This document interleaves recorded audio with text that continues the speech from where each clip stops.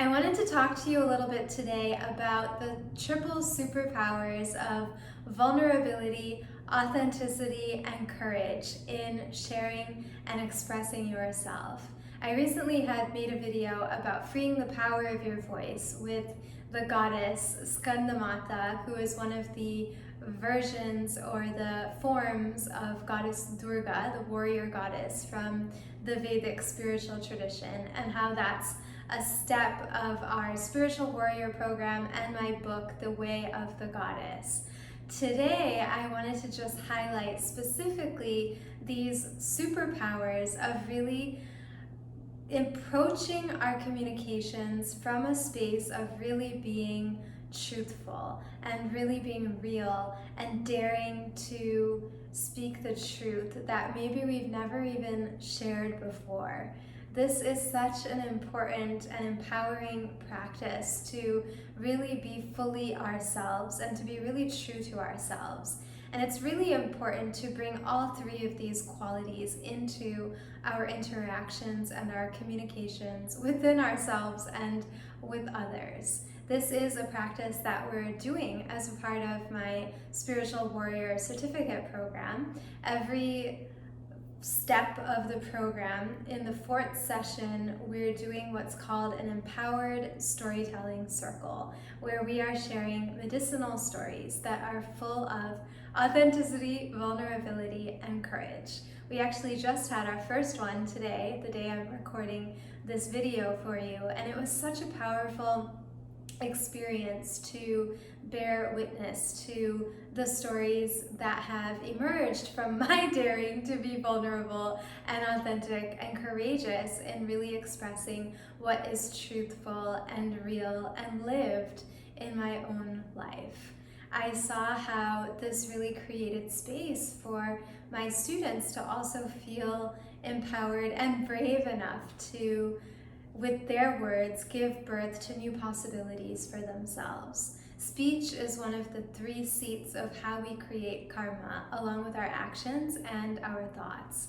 And it really is the connecting place between our thoughts and our actions. When we look at our speech, we get a reflection of what's going on with us emotionally, mentally, and psychologically. And then if we're not careful enough at this level, and if we don't listen close enough even to our own self, then our words, which are fueled by emotions and thoughts and beliefs, can then become actions, which then can become habits, which then define our character and becomes our destiny. So it really all starts at the level of our thoughts and our desires, which are underlying those thoughts. But if it's hard to go directly there, to be able to observe your thoughts as a witness of your thoughts and emotions, then it's really helpful to tune into your speech. Just start to listen to yourself, and then you can begin a process of self-inquiry. Why did I feel like expressing myself in a really blunt way, or in a really fiery way, or in a really shut down way, or a really withdrawn way? What is it about what's going on beneath my words that I can tune into? And when we start to ask those questions and really begin to listen more deeply to ourselves, we get a lot of insight into our emotional world, into the kinds of memories and traumas and experiences we may need to further process and heal from. To heal, we have to feel. So tears are a very important part of cleansing our karma. We're often told that it is a sign of weakness if you cry or if you show any emotion, but quite the opposite. On the spiritual warrior path, we want to embrace our emotions. We want to fully feel our emotions, and at the same time activate this sense of a witness consciousness presence that can accept that, yes, these emotions are here. They are not who I am. They are just passing phenomena, but let me learn from them. Let me see, let me be curious. Let me invite whatever lessons my emotions have to teach me, and then hold on to the lesson and the wisdom that I gain from my emotions, and then let go of all of the other residue that is no longer necessary from the feeling that I may have in the moment. When we can really be like this with our emotions, we can then start to be more authentic within ourselves and actually feel more connected to our own higher self moment by moment. And when we feel that connection with our higher self, which can get cultivated a lot through silence and through writing and through this kind of questioning of ourselves and deep contemplation, then we start to build up our courage.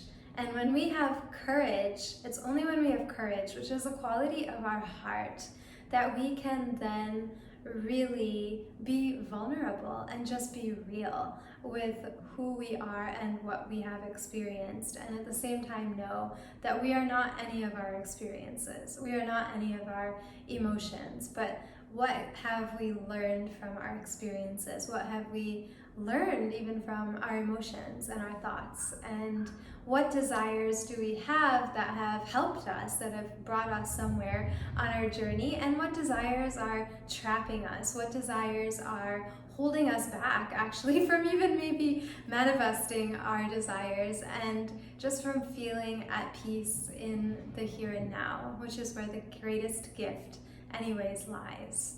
These are all really, really important questions, and there is something so powerful and so freeing about coming together in a group of people who are actually committed to being authentic and true within themselves in their lives, and embracing whatever emotions and feelings come up in the process.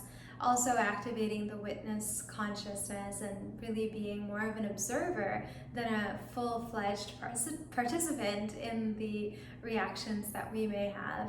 And then when we come together and we share from this really vulnerable space of just being truthful and authentic, we're able to really feel our courage and feel this quality of our heart expanding. And when we do that, we realize that we may always think that we're the only one who goes through the pain that we go through, and nobody would understand. But when we come to a compassionate group, and when we are able to be compassionate, first of all, with our own selves, to then extend that compassion outward to the others we're interacting with, something really incredible takes place where everyone leaves this experience feeling uplifted and feeling that we can actually draw upon this strength which we showed ourselves that we are capable of, and that we can also, in times of doubt or frustration or forgetfulness of who we really are as a spiritual being, draw upon the strength that others have shown as they've been going through life's ups and downs and challenges. No matter who we are or how fortunate our life may be in terms of its circumstances and the blessings that we have, we're all going to have challenges. And at the end of the day, it's not about having an easy life or a hard life, but it's about how do you make the most of your blessings and how do you confront the challenges of your life. And I have really found that by developing the courage to really live in an authentic way and to allow myself to be vulnerable and to feel whatever I need to feel, to cry when I need to cry, and to really speak from a place that comes from deep within myself and my connection to myself, everything has blossomed and flourished in my life. And this sense of being split between the spiritual connection that I have and the everyday experience that I have of human emotions and feelings and thoughts has healed. It has started to integrate, and then as I keep on going down this path, it continues to integrate deeper and deeper and deeper to then become a really lived experience of the knowledge I have taken in for so many years. And when we have a community that is following this type of protocol for speech and for sharing and for really connecting to the heart and speaking from the heart, it gives a lot of room for a lot of beauty and light to shine through, because that is our true nature anyways. So if you're seeking to become more of a spiritual warrior in your life and to develop these qualities, I would encourage you to first and foremost find the courage to be really vulnerable and authentic with yourself. And the best way to do that is, I believe, through writing. When we write, we give ourselves an invitation to inquire curiously into ourselves, to have our higher self and our lower self engage in a dialogue, and to be able to hold space for our own feelings and for our own experiences, to be able to even inform us. I always learn a lot when I go to write. I don't always know what I'm going to write ahead of time. Oftentimes I feel that it's just my higher self guiding the process and leading the process and revealing to me what I know from deep within myself that maybe I, in the day-to-day sense, don't really know. So in that way, I get to allow that inner wisdom to activate and to begin to guide me from within.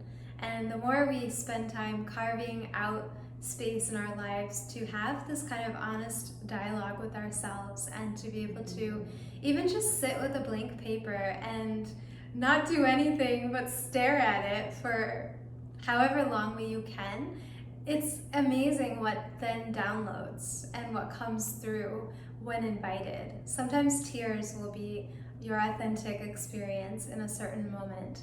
Sometimes laughter comes through. Sometimes a feeling of tightness and frustration is present. And when we can learn to just be with whatever is, the magic of that deeper knowing and that deeper wisdom that we all have deep within ourselves gets a space to shine through and to blossom, and to allow us to even really benefit from our own gifts. A lot of times we're really great at solving other people's problems and helping other people out, but we're really not so great at dealing with our own issues. But I find that whenever I just give myself the space and the permission to allow my own wisdom to come forth, it always does. And it just is such a powerful reminder that no matter how busy I get or you get, it is so valuable to take that time and to receive that inspiration and that sense of spiritual connection and knowingness that comes from deep within yourself. So I hope that you will consider taking some time out simply to be quiet and still within yourself, and to inquire about those deeper questions of your own lived experiences. And if you're feeling inspired truly to do this, then I would really encourage you to consider joining the Spiritual Warrior program. We have an incredible group of students who are really bravely going through this program and really sharing in such a powerful, authentic, vulnerable, and courageous way. I'm so honored to be able to bear witness to such spiritual warriors in training, and to be able to share my own process and my own authentic lived experiences from that place of courage in my heart. So from courage, I feel happy to invite more courage, and for all of us to just simply shine with that light of the sovereign spiritual self that lives within us all. So you can learn more about this program and also about our upcoming Circle of Life community program by checking out the Ancient Way website at theancientway.co, not .com, .co, and you'll find out a lot of information there about how you can get involved and benefit from us. We also have a lot of different offerings available on our online school, so you can check that out and see all of the different workshops and classes and recipes and whatnot that you can download and just start benefiting from immediately. So I wish you wellness, I wish you love, I wish you courage, I wish you authenticity and vulnerability to give birth to this higher version of your own self.